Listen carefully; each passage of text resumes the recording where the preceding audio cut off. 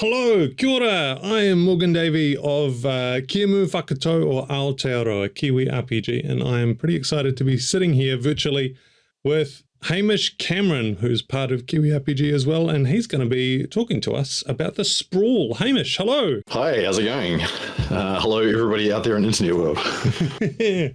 Brilliant, brilliant. So the thing that has launched us into this conversation in Jan 2023 is that your game, The Sprawl, is currently featured in the bundle of holding. Do you just want to say a little bit about The Sprawl, like the one sentence summary of what it is and what the bundle of holding is, and then we'll get into some detail after that. Cool. Yeah, so The Sprawl is a game of mission-based cyberpunk action using Powered by the Apocalypse as its sort of underlying engine and philosophy. And yeah, you play disposable agents, disposable assets of cyberpunk mega corporations in the near future, and you go on missions and you get betrayed and you fight your way out of trouble or whatever. Yeah, it's a good time. And Bundle of Holding is I don't know when it started, but it's a sort of... It's been around a while now, hasn't it? It has, because I had The Sprawl in it just on its own in like an indie cornucopia bundle. I mean, so it's a bunch of bundles of games, or in this case, a bundle of all of the things for one game that you get you pay a certain price to get it, and but it's sort of pay what you want, and as people pay more or less, the number changes. As I recall, I forget whether there's a second tier. I don't think there is. I think that's but it's like, what's the big one? Humble Bundle. Humble Bundle, yeah. It's sort of in that same model.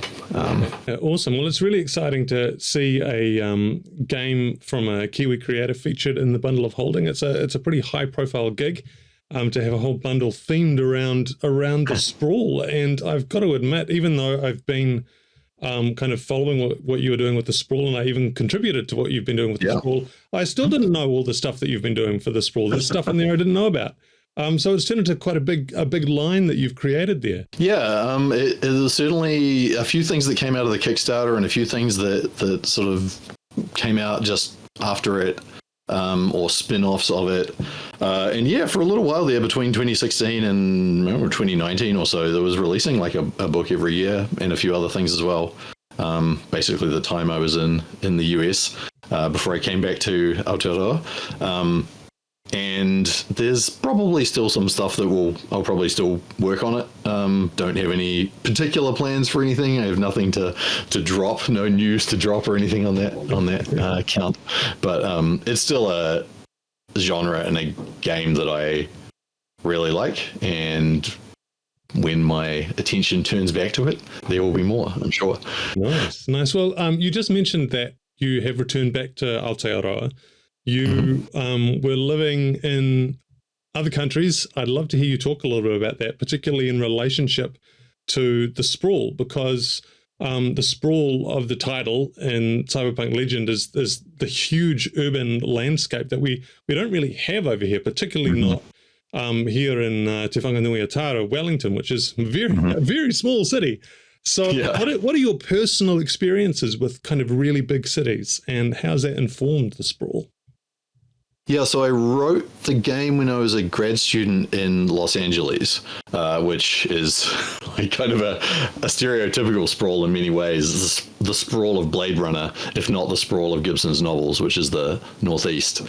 And so there's certainly a couple of things I've written over the years for it that have been sort of directly inspired by various experiences that I had in LA. There's one, I forget what it was for, one of the mission files, I think, description of somebody viewing like their landing in a Sprawl, which I think I wrote while I was landing in a plane in LA coming in over the city lights, which is always a super impressive thing to do. So yeah, I think the inspiration for it came from more of my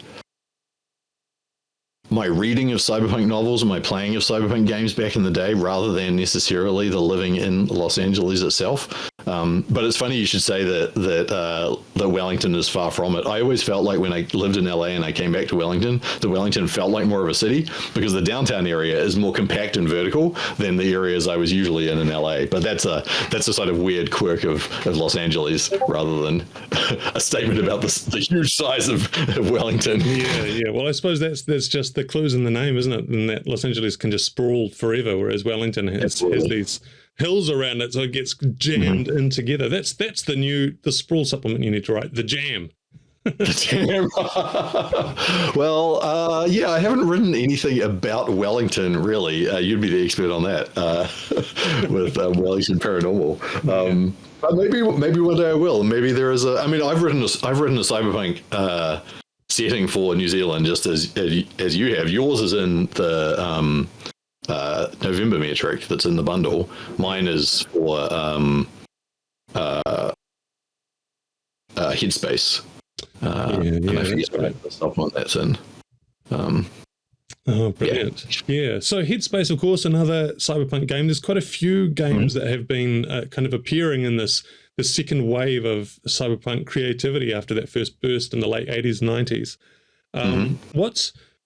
What is it that is making cyberpunk relevant again? Why are people returning to it? What are the themes that you have put into the sprawl that you think are important in 2023? Well, we live in an oppressive corporate dystopia in a number of ways. It's like the tweet from 2013 or whatever that was going around. If you were born in the 70s or later, you weren't promised flying cars. You were promised corporate dystopia, and that's what we got. And I think that's sort of part of the reason why it retains its sort of appeal. It's kind of not because people want that, but because it's a way of sort of safely engaging with that in a way that you can fight the corpse in a fantasy environment. And I don't mean a fantasy environment with magic, although you can do that, but in a way that you can't literally go and do things like you can do in a cyberpunk game, and you certainly shouldn't. You should fight corporate dystopia by voting and other such things, I would say. But it's a way of trying to engage with some problems that are very present in our current day, in a way that is maybe interesting and appealing for people. I certainly, part of why I like playing cyberpunk games is for that sort of corporate dystopia element and fighting against the corpse and trying to make something of a situation. I don't necessarily want to say make the world a better place, because that's not what the Sprawl is about. The Sprawl is a kind of fundamentally negative game in that way, right? That you don't really make things better. You just exist within a really brutal gig economy. So it's sort of like a harsh slice of life in a way, that is appealing to some people and not to others. So if you don't want that, don't play it. Cool. Well, let's talk a little bit about how the Sprawl functions. You said it's powered by the Apocalypse game. Some people who are watching this, hearing this, might not know exactly what that means and how it might be different to the kind of traditional Dungeons and Dragons model of how a situation might unfold. So could you maybe talk us through how some moment, what's a stereotypical moment in a cyberpunk mission? The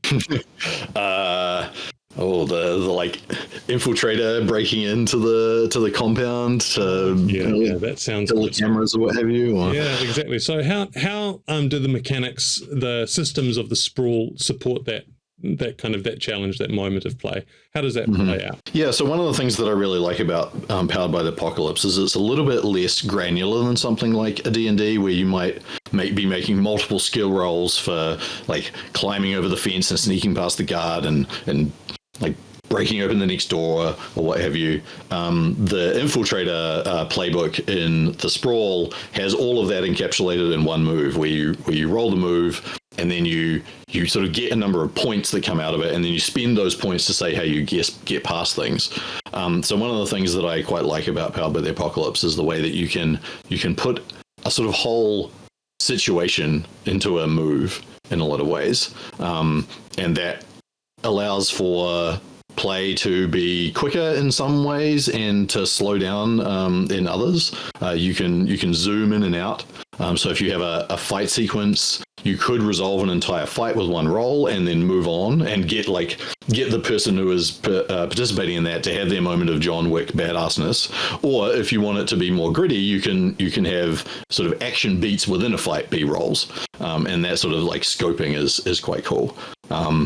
And then of course the fact that the way that the dice rolls work, if there's a failure or a miss or the situation changes not in your favor, and then at the other end there's a success where you get some sort of advantage or get what you want, and in the middle there's the part where something goes wrong, and often you get to choose exactly what goes wrong for you, or the flavor of what kind of thing goes wrong for you, which I quite like, because it's not really a heist if something doesn't go wrong. If a heist goes smoothly, it's like, oh, okay, well, that was an underwhelming movie. There's got to be something goes wrong in the middle, and there's got to be betrayal at the end, or a chance of it anyway. One of the real strong points, I think, of Powered by the Apocalypse games in general is they're very good at when things go wrong. Things going wrong is really built into those games in a fundamental way that's really fun to explore. Cool, that's awesome. And from kind of the other side of the table, if you're running a game of the Sprawl, well, I don't even know if I've got a question here. I just want to celebrate something in the preparation notes that you have. I can't remember the exact word, and I should have looked it up before we started talking. But you've got a stage of preparation that's basically telling the GM to just think about cyberpunk stuff. Just think about it. Just get in your headspace. Just do some daydreaming. And I just think that's such an important preparation step, and I've never seen it called out quite like that, and it's particularly useful in the Sprawl. Where did that come from? I think it comes from my gaming group in LA. Actually, we used to think about it like this, and the sort of main GM in that group, who is one of the best GMs that I've ever played with, and when he used to talk about prep, he'd talk about like just daydreaming about cool stuff that could happen in a particular genre. And that always seemed like a really useful approach to me, because if you know a genre well, or even if you don't know it well, just thinking about the kinds of things that could happen and not planning out like, oh, they're going to do this and then the players are going to do that and then they can do this other thing. You don't want to do that because the system will fight you. But if you think about the kinds of images that you might want to bring to the table, then when you're at the table and something happens, you can bring to mind that image of, oh, here's the container mall with the black marketeer selling like arms, like arrayed on a bunch of meat hooks on the front, and they're glistening with neon from the shop front on the other side. And you think about these images and think about cyberpunk movies you've seen and books you've read, and then just try and mix and match them in your head, and then it'll make the sort of improv description at the table much more lively, I guess. Yeah, brilliant. Oh, what a wonderful set of images to go out on. Arms on meat hooks, let's go. Fantastic. Cool. It's been really good to talk to you about the Sprawl on the bundle of holding right now. Wonderful. Any final words for anyone who's pretty interested in the idea of the Sprawl? Well, you can check it on the bundle of holding, and you can I guess, I don't know, read some cool cyberpunk stuff. Oh, that's a good ending. Can you recommend one cyberpunk something? I would start, to be honest, like probably the answer that people expect me to say is Neuromancer, but I would start with William Gibson's Burning Chrome short stories, particularly New Rose Hotel, Burning Chrome itself. I think there's another one that Johnny Mnemonic. Of course. Yeah. So those, because they're shorter, and if you like those, then go on to Neuromancer and the rest of the Sprawl trilogy, because they sort of expand on those ideas. And if you like the sort of things that's happening in those short stories, then definitely check out the Sprawl, because you can tell those stories in my game. Brilliant. All right. Thanks, Hamish. Cool. Thanks, Morgan.